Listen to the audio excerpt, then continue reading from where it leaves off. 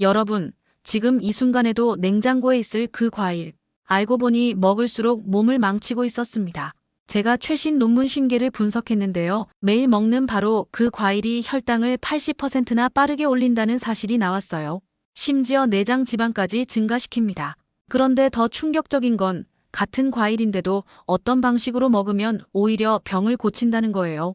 5분 안에 당신의 냉장고를 확인해야 할 이유를 알게 될 겁니다.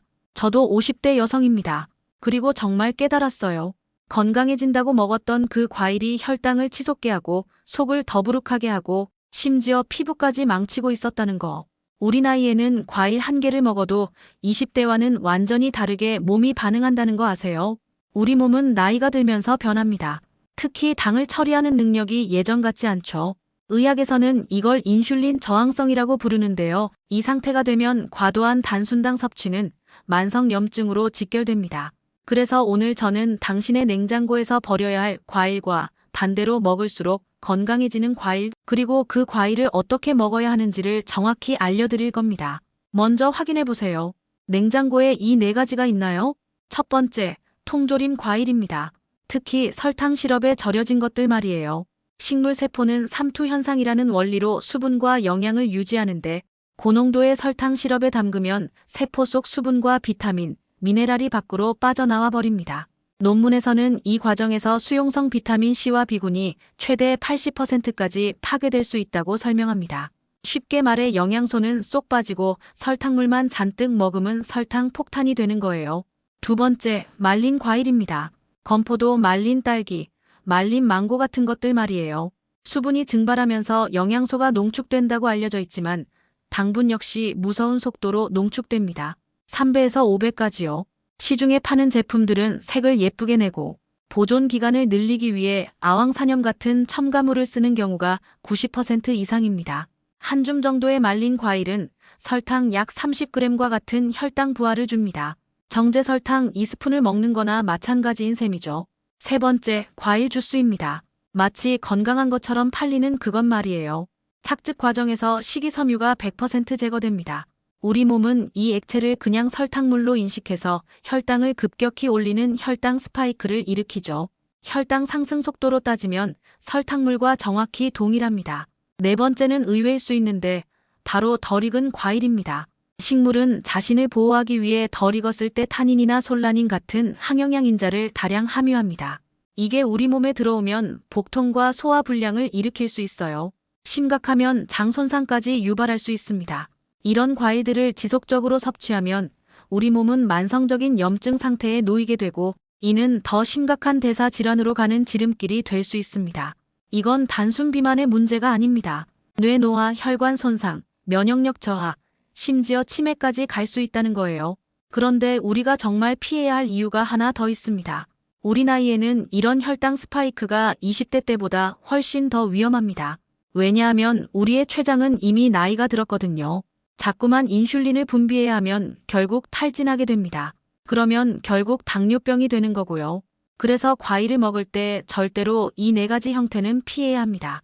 대신 우리가 먹어야 할 과일들이 있습니다. 첫 번째는 베리류입니다. 블루베리, 아사이베리, 딸기 같은 것들이죠. 2022년 터프츠 대학 연구에 따르면 베리류의 풍부한 안토시아닌이라는 색소 성분은 강력한 항산화제로 작용해 뇌세포 손상을 막고 인지 기능을 개선하는 데 도움을 줍니다. 논문에는 안토시아닌이 뇌혈관 장벽을 통과해 직접 뇌에 작용한다고 나와 있습니다. 즉, 뇌를 위한 최고의 영양제인 셈이죠. 12주간 매일 블루베리를 섭취한 그룹은 기억력 테스트 점수가 평균 18% 향상되었습니다. 두 번째는 아보카도입니다. 많은 분들이 과일이 아니라고 생각하시지만 식물학적으로는 명백한 과일입니다. 아보카도에는 불포화 지방산이 풍부한데 이는 우리 몸의 나쁜 콜레스테롤 수치를 낮추고 혈관을 깨끗하게 해주는 역할을 합니다. 2021년 미국 심장학회지 발표에 따르면 매일 아보카도 반 개를 섭취한 그룹은 심혈관 질환 발생 위험이 16%나 낮아졌어요. 세 번째는 석류입니다. 석류에는 푸니칼라진이라는 특유의 폴리페놀 성분이 들어있는데 이는 현존하는 항산화 물질 중 가장 강력한 것 중 하나로 꼽힙니다. 여성 갱년기 증상 완화는 물론 피부 노화 방지에도 탁월한 효과를 보인다는 연구 결과가 많습니다. 마지막은 키위입니다. 특히 키위 속 액티니딘이라는 단백질 분해, 효소는 우리가 섭취한 단백질의 소화를 돕고 장 건강을 개선해줍니다. 또한 비타민C 함량이 오렌지의 2배에서 3배에 달해 면역력 증진에 아주 효과적이죠. 그런데 여기서 핵심이 있습니다. 이 좋은 과일들을 어떻게 먹느냐에 따라 효과가 완전히 달라진다는 거예요. 베리류의 안토시아닌이나 아보카도의 지용성 비타민은 지방과 함께 섭취할 때 흡수율이 크게 높아집니다. 2019년 오하이오 주립대학의 연구에서 참가자들은 샐러드에 아보카도를 추가해 먹었을 때 그냥 먹었을 때보다 항산화 성분인 베타카로틴 흡수율이 무려 15배나 높아졌어요. 이것이 핵심입니다. 15배입니다. 따라서 베리류는 플레인 요거트나 견과류와 함께 드세요. 아보카도는 샐러드에 곁들여 먹으세요. 이렇게 먹어야 비로소 그 과일의 진정한 효과를 얻을 수 있습니다. 석류의 경우 가장 효과적인 시간은 저녁 식후입니다. 석류의 항산화 성분이 수면 중에 우리 몸의 회복 및 재생 과정을 돕기 때문이죠. 단, 위가 약하신 분들은 공복 섭취는 피하는 것이 좋습니다. 키위는 식후 디저트로 드시는 것을 추천합니다. 키위의 액티니딘 효소가 식사를 통해 섭취한 단백질의 분해를 도와 속을 편안하게 해주기 때문이죠. 생체 이용률을 높이려면 껍질째 먹는 것이 가장 좋지만 불편하시다면 껍질 바로 아래 과육까지 최대한 긁어 드시는 것이 현명합니다. 그런데 정말 중요한 것이 있습니다. 과유불급입니다. 아무리 몸에 좋은 과일이라도 과하게 드시면 과당 때문에 간에 부담을 줄 수 있습니다. 하루에 4주먹 1~2개 정도의 양을 드시는 것이 가장 적절합니다. 이것이 과학적인 권장량입니다. 정리해 보겠습니다. 첫째, 혈당을 급격히 올리고 영양소가 파괴된 통조림, 주스, 설탕에 절인 말린 과일은 피해야 합니다.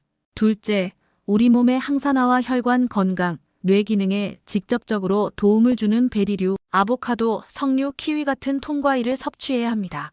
셋째, 이 과일들의 영양 흡수율을 높이기 위해 요거트나 견과류 같은 건강한 지방, 단백질과 함께 섭취하는 것이 과학적으로 증명된 가장 좋은 방법입니다. 이제부터 과일을 디저트가 아닌 약처럼 내 몸을 위한 영양소로 생각하고 섭취하세요. 정말 중요한 것은 단기적인 효과에 일희일비하기보다 장기적인 건강관리의 관점에서 꾸준히 실천하는 것입니다. 이것이 바로 예방의학적 접근법입니다. 효과가 나타나는 시간은 보통 8주에서 12주 사이로 보고되고 있어요. 제 주변 동년배 친구들에게도 이 방법을 알려줬더니 아침에 일어나는 게 개운하다고 하고 소화가 잘 되니 속이 편안하다고 하더군요. 이것은 단순한 기분 탓이 아닙니다. 장 건강이 개선되고 몸의 염증 수치가 낮아지면서 나타나는 자연스러운 신체 반응이죠. 오늘 제가 논문을 분석해서 알려드린 정보가 여러분의 건강한 식생활에 작은 등불이 되었으면 좋겠습니다. 앞으로도 이렇게 과학적으로 검증된 우리 동년배들에게 꼭 필요한 건강 정보를 꾸준히 전해드릴 테니 이 영상이 도움이 되셨다면 좋아요를 누르고 더 많은 정보를 원하신다면 구독을 눌러주세요. 다음 시간에는 50대 이후 커피 마셔야 할까, 끊어야 할까? 에 대한 최신 논문들을 분석해서 그 명쾌한 해답을 알려드릴게요. 혹시 평소에 궁금했던 건강식품이나 분석해줬으면 하는 논문 주제가 있다면 댓글로 남겨주세요. 여러분의 소중한 의견 하나하나가 더 유익한 콘텐츠를 만드는데 큰 도움이 됩니다. 전문가로서의 책임감을 가지고 항상 정확하고 신뢰할 수 있는 정보만을 전달해 드릴 것을 약속합니다. 오늘도 건강하고 행복한 하루 보내세요.